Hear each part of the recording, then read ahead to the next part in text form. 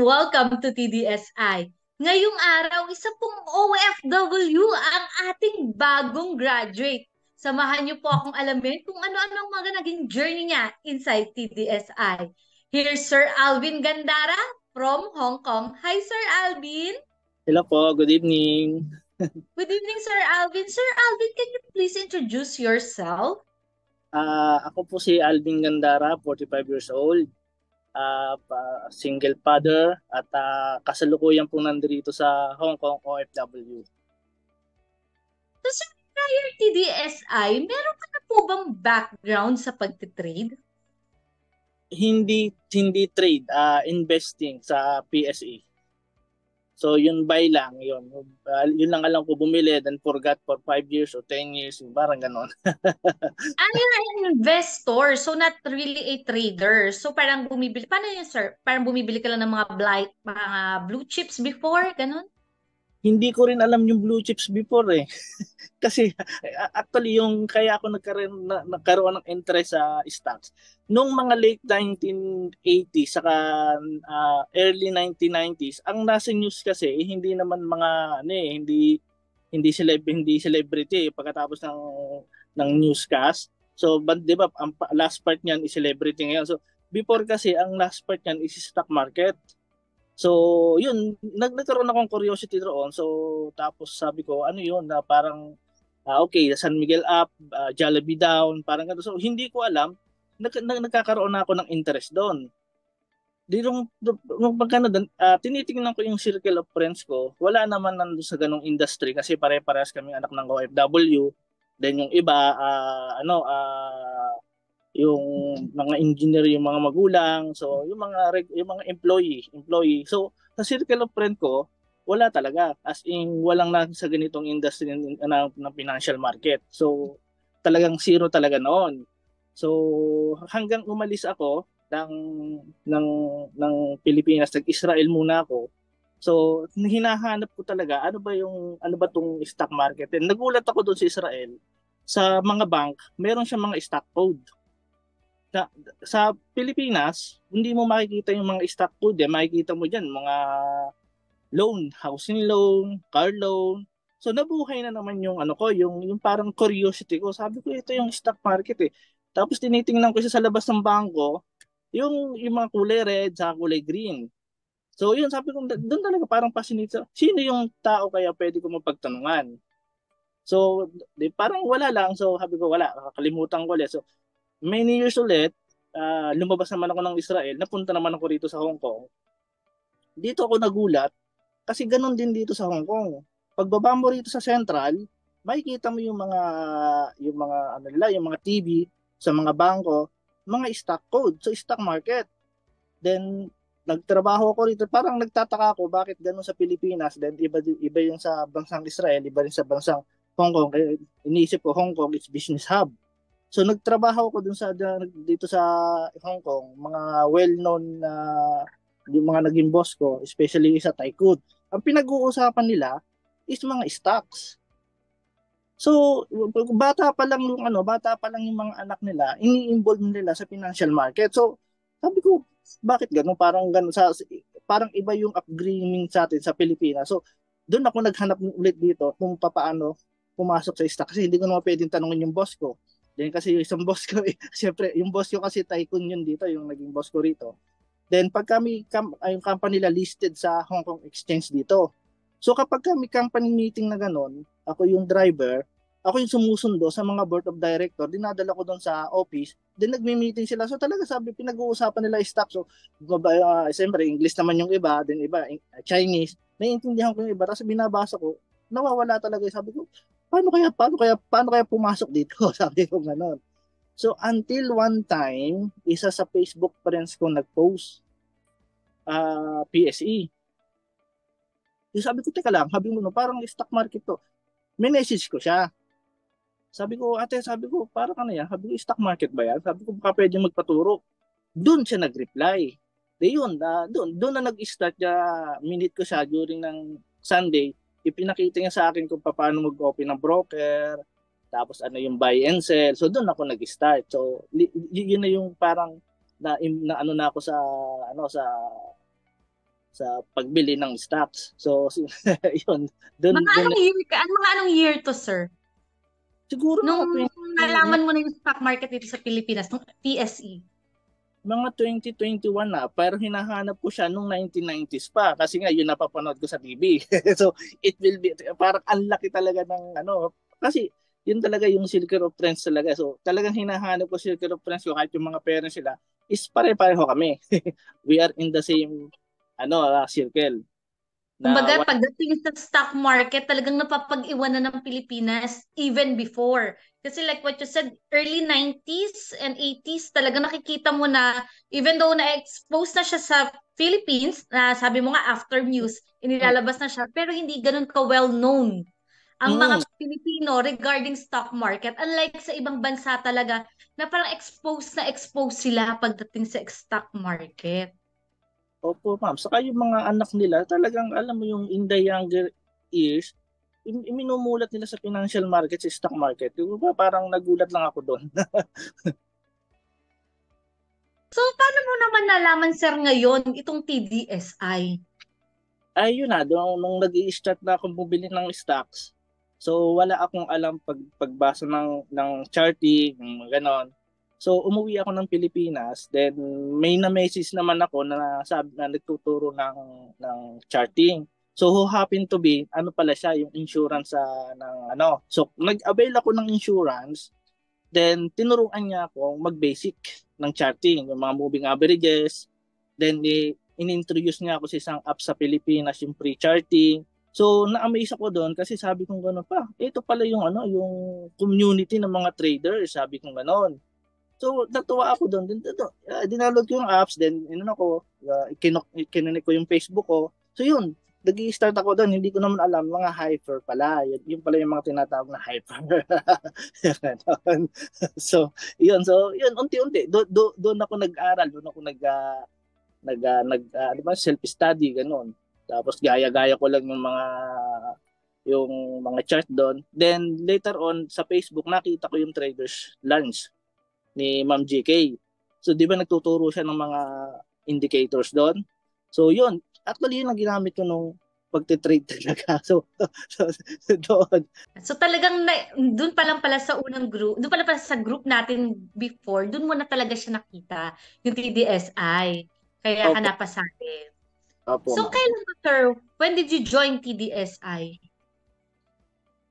Ngayon lang talaga. Ngayon lang nung Forex na. Nung sa Forex. Kasi yun nga, nung nasa stock ako, nasa Philippine market tayo, bull run pa noon eh. Masaya pang kumbaga parang pagka sabi nga nila kahit unano tumataas sabi nila.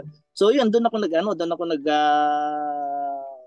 nagba-buy and sell lang sa So, sa ano PS. to, sir? Pang anong batch ka nung TDSI? Batch 3 po, ngayong batch. So talagang nito ka lang din talaga nakapasok sa Po, TDSI. opo, opo. So for you, Sir Alvin, what is TDSI and what were your expectations upon joining? Ito yung seryosong grupo na yung bawal yung hyper, walang GC, then talagang pagka nag-enroll ka as student, tuturuan ka na mag-trade talaga na mag-isa. So i-build talaga niya yung yung learning from the scratch o kung halimbawa dati ka man nagtitrade, so i-correct niya yung mga mistakes mo bago ka pagpasok mo rito. At sa yun nga yung mentoring ni Ma'am GK talaga namang i-walk through kanya sa mga experiences. So Sir Alvin, can you tell us about your experience naman inside TDSI? Ito yung 'di ba akala ko noon trader na ako eh. So ito yung nag-complete ng buong puzzle yung mga tanong ko nung araw kasi wala naman akong pwedeng mapagtanungan. Okay, yung sige nga, may mga kakilala rin ako nagtitrade pero nakakahiyang magtanong kasi nga kumbaga parang sensitive yung issue ba. At saka mas maganda yung one-on-one. So, sabi ko nga, sa ibang mga friends ko nakausap ko talaga is wala naman talagang nandito sa ganitong industry. So kumbaga dito no, during the process, during the learning, dito ko na complete yung missing piece. missing piece of me as a So iba trader. talaga yung pagka meron kang nakakakausap na talagang naiintindihan kung ano yung ginagawa mo at nakakapag-explain sa ng ano yung hindi mo naman naiintindihan. At saka ano, yung teaching yung straight to the point, yung technicality medyo easy to understand naman. Kasi yung mga dati, yung nung nag-jump ako ng PSC to Forex dati, yung binabasa kong mga libro, ginugugol ko pa yung yung ibig sabihin din sa.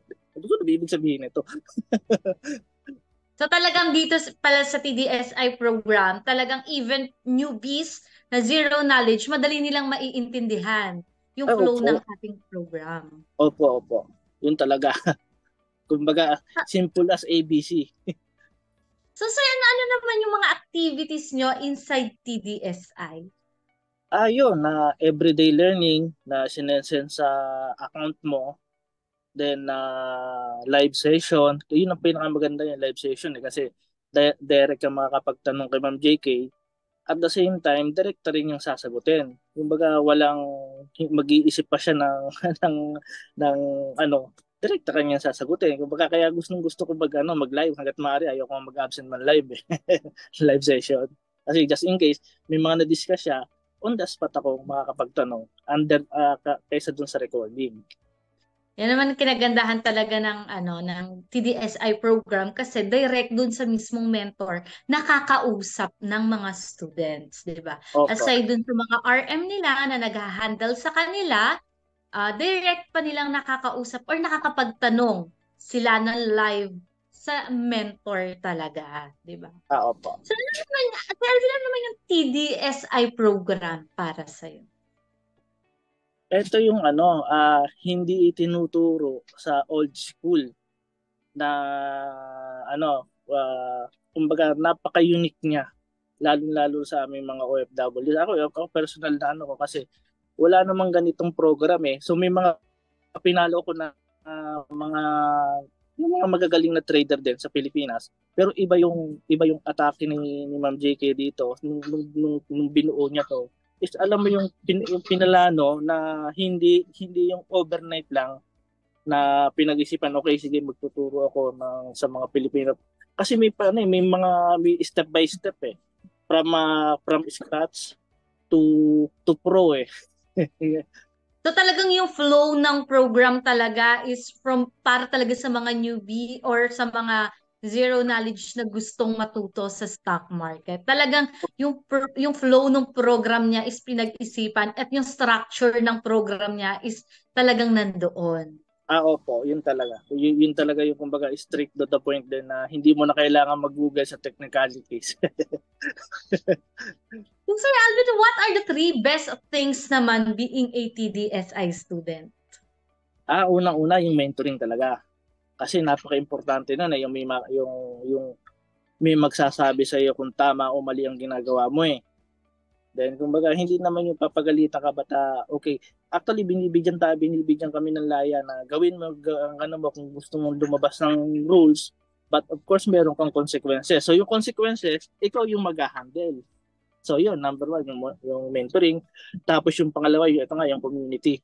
Hindi siya toxic na mayroong mga hyper na magpo-post ng mga graph. So hindi mo alam, nag-hype pala. So dito ko sa mga vlog ni Ma'am JK kasi nga nagpa-follow ako ng mga sa Facebook na yun, yung hanggang maaari walang hype, walang reko. So i-cultivate ka talaga. Then tuturuan ka naman kung paano mag-watch list, kung paano bang ano. So, kumbaga, step by step, hanggang ikaw talaga yung nagdi-decide in your own. So, ito talaga yung hinahanap ko kasi yung iba may nag-o-offer na magbukas ka ng broker, then magte-trade tayo sabay. So, ayaw ko ng ganun. Siyempre, parang paano ako matututo?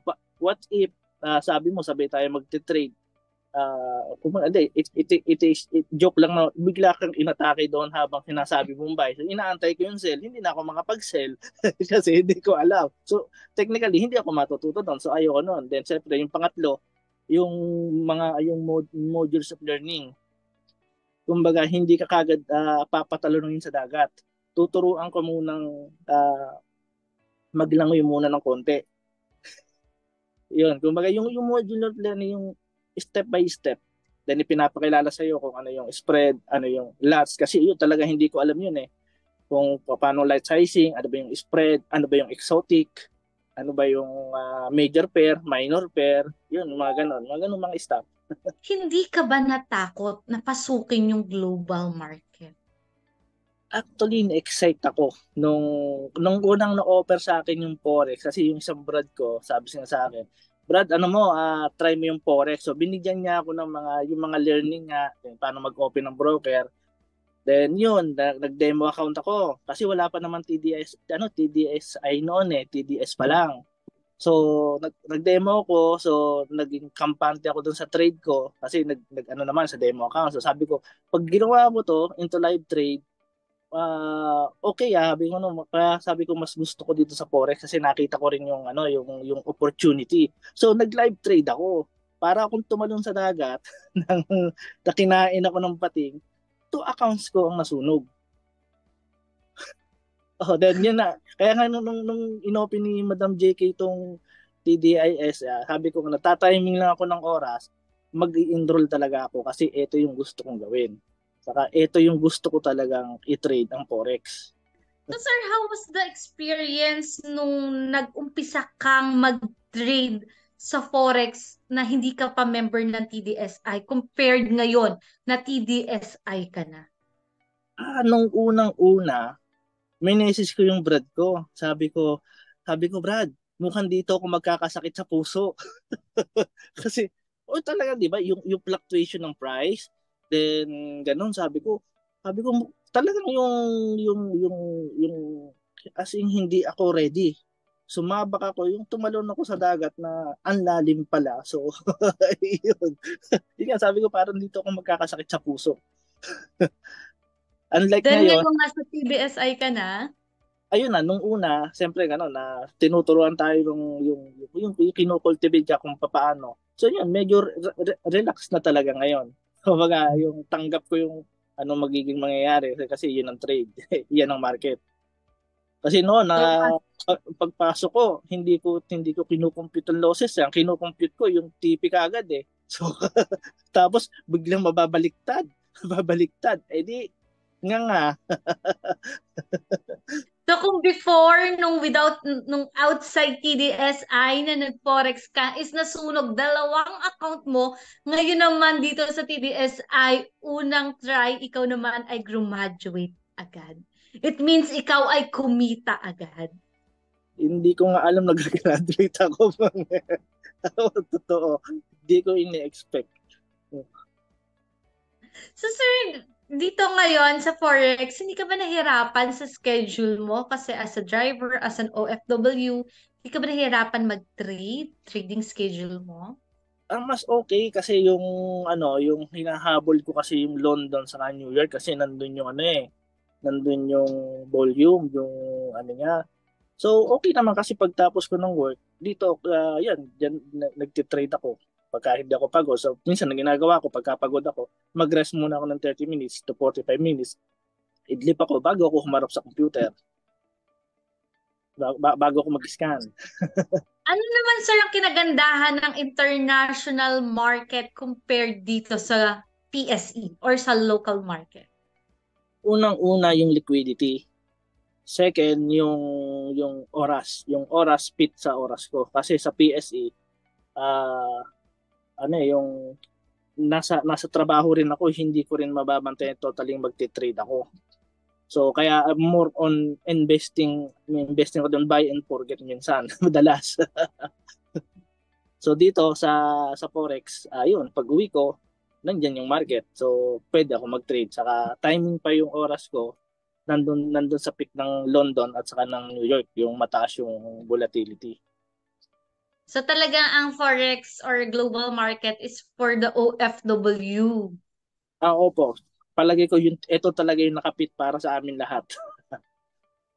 So sir, can you tell us about the trades that you made? Ano po yung pinakamataas na gain at pinakamataas na losses mo?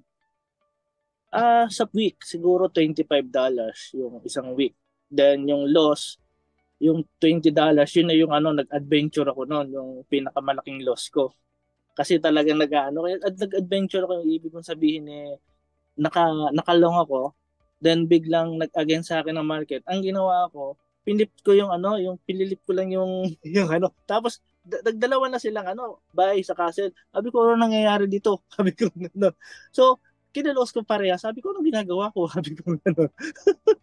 So, yun ang pinaka ano ko, yung pinaka biggest loss ko. Siguro $20 yun. Did you experience several losses, sir? Ay, oo.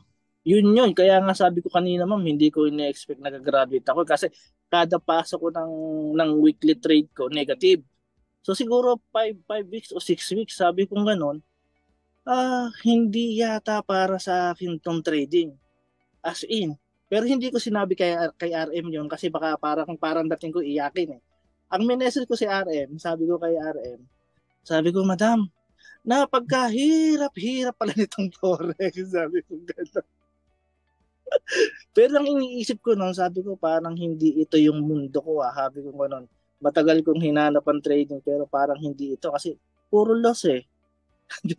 Kumbaga nasira na yung self-esteem ko. Then sa RM naman, tawa lang. Sige lang, ah, trade ka lang, laban ka lang. So yun, nabubos yung moral ko. So bumabalik ako sa computer ulit, then nag-i-scan ulit ako ng mga possible kong i-trade. So tapos yun, ang mga learning ni Madam JK na kalimutan mo yung trade mo kahapon, walang kinalaman yung trade mo kahapon sa trade mo ngayon. So yun, isa sa tumatak sa akin yun. At saka yung isa pa na pag pumasok ka ng trade, alam mo na ang loss mo, so wag mo nang damdamin. So dalawa talaga yung natandaan ko talaga na yun kay Madam JK na learn na ano niya, na learning niya. So talagang parang ganun mo na lang inisip na yung mga losses mo is huwag mo na lang damdamin dahil nung nabasa mo nga yung mga vlogs din ni ma'am. Ayun, yun ma'am. Saka yun, iniisip, saka ano rin, nakawala din sa akin ng pressure yung graduation. Kaya sabi ko, hindi ako gagraduate. Sabi ko, kung extend ako, okay lang, tanggap ko na. Ano. Parang ano na eh, parang i-mindset mo na muna yung worst. Para pagka dumating yung magandang news, talagang wow! Parang ganun Pero eh. nung nag-message si RM, sabi, graduate ka. Sabi ko, seryoso ka ma'am? Sabi ko gano'n. Actually, naiyak ako na, no. Sabi ko gano'n, totoo? Totoo? Parang I'm looking, parang hindi ko ina-expect. Ayun, dumating. Okay. Parang yun yung pinakamaganda sa lahat, yung di mo ine-expect yung mangyayari, di ba? Yun nga po, ma'am. Totoo. Hindi ko rin ini-expect na may interview mo ako rito eh. Pina Welcome to TDSI interview. Ano po yung mga mistakes na nagawa mo dito sa trade mo and paano mo siya na-overcome? Ayun, di ba nga kasi medyo adventurous din ako minsan eh. So exit na. So sabi ko, titingnan ko kung bababa pa to. Kasi naka long ata ako. Sabi ko, ba lang, okay pa to. Sabi ko, umakyat to, bababa uli ito. Sabi ko ganun. So yun, pero nag-trailing stop na ako. Sabi ko, whatever happened, I'll be going out in this trade ng may ano naman ako, may profit ako. Pero siyempre, exit signal na, hindi pa ako nag-exit kasi yun, hope. Sabi ko, pwede pa to. Sabi ko gano'n. Yun, na-hit yung trailing stop ko. Sabi ko, dapat sundin ko lang kung ano yung plan. So yun, nung sinunod-sunod ko naman yung plan, yun naman, medyo gumanda yung mga trades ko. Hindi na ako nag-adventure. For you, Sir Alvin, was trading hard? Oo, totoo. Kasi kung madali ang trading, yung mga kaibigan ko nandito rin eh. Pero hindi eh. Once na nung nag-i-start ako sa stocks, wala silang kumbaga parang yung interesado. So sabi ko, siguro kaya nga hirap ako magtanong noon, sinong tao ang tatanungin ko tungkol sa stock market kasi very few. So yun talaga mahirap talaga, hindi ganun kadali na ano. Pero pagka hindi ganun kadali, Pero dito nga sa learning, step by step tayo tinuturuan. Unlike nung tawag dito, DIY ba yun? Yung nagsosolo ako. Talagang nag-google ako. Tapos YouTube, yung mga indicator, ano ba mga dapat kong gamitin. Ganon. Yun. So, nahirapan ka on your part sa pagtitrade because you don't have a circle of friends na same kayo na gusto in terms of trading. Opo, ma'am. Mismo. Tama po. On your trading journey naman, sir, what was the hardest part? Hardest part? Yun nga, yung ma-wipe up yung account ko, yung parang tinatanong ko sarili ko, ano bang ginawa ko? Ano? Parang, ha? Ganun lang. Siguro hindi na... May mga chamba trade naman ako. Kaya pag matutulog ako ng gabi, medyo maganda tulog ko. Pero yun nga, hindi ko alam na nagre-revenge trade na ako kinabukasan pagka nag-losing na ako. So yun, doon talaga na-hurt talaga yung ano. Sabi ko, ha? Anong margin call na? Ha? Yun. So that was outside TDSI. That Yes, was your outside. hardest part. Yan, outside yun, outside yun. Nung dito na sa TDSI, yun, survive yung port ko. Sabi ko, ano ba? So, baka talagang yung learning, yung procedure, sundin mo lang, hindi ka maliligaw na landas. So ngayon, Sir Alvin, how does it feel? Sabi mo nga, di ba, unexpected na graduate ka. How does it feel na ngayon is graduate ka naman na talaga? Eto na talaga, ini-interview na kita. Ayun, hindi, sabi ko, itutuloy yun nga. Hindi ko talaga expect. Pero yan, sabi ko, eto na yung talagang gusto kong gawin hanggang retirement.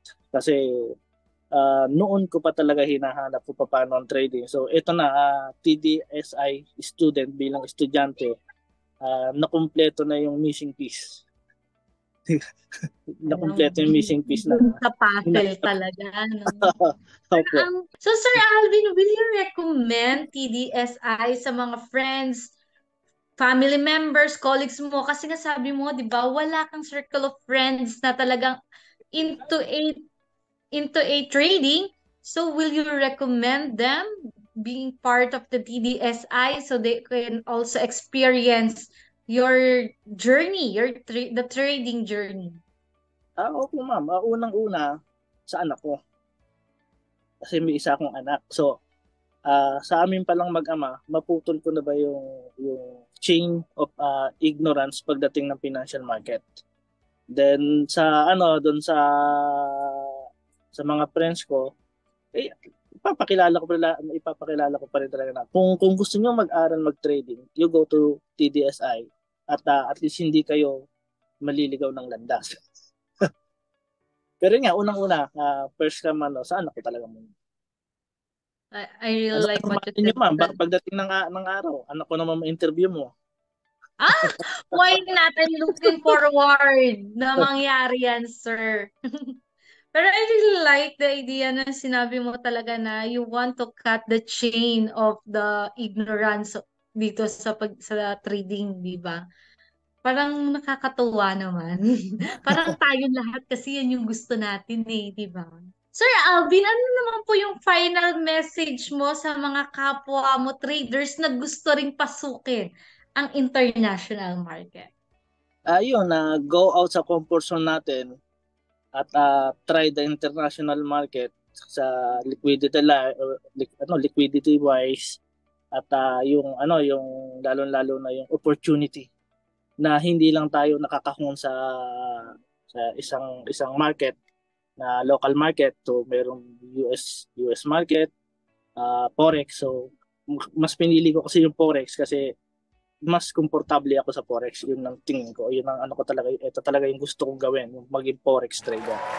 So thank you so much, Sir Alvin, sa pag-share mo ng iyong journey. Congratulations po once again. We're so proud of you.